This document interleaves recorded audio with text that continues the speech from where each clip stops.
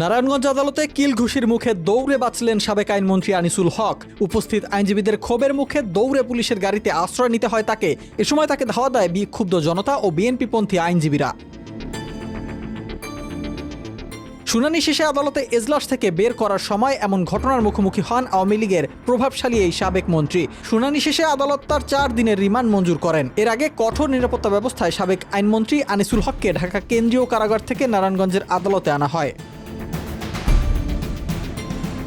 রাষ্ট্রপক্ষের আইনজীবী জানায়, গত 5 অগস্ট দুপুরে শেখ হাসিনার সরকার পতনের পর সিদ্ধিরগঞ্জের শিমরাইল এলাকায় মহাসড়কের উপর গুলিবিদ্ধ হন 19 বছর বয়সী মাদ্রাসা ছাত্র হাফেজ সোলাইমান। পরে মুমূর্ষু অবস্থায় ঢাকা মেডিকেল কলেজ হাসপাতালে নেয়ার পথে সোলাইমানের মৃত্যু হয়। এ ঘটনায় সাবেক এই আইনমন্ত্রীকে হত্যা মামলার আসামি করা হয়েছে।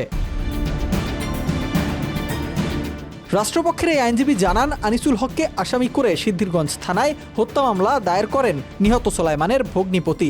এমনকি মামলায় সাবেক প্রধানমন্ত্রী শেখ হাসিনা, সাবেক মন্ত্রী ওবায়দুল কাদের, আসাদুজ্জামান খান কামাল, দীপুমণি, জুনায়েদ আহমেদ পলক ও সাবেক সংসদ সদস্য শামীম ওসমান সহ 51 জনকে আসামি করা হয়েছে।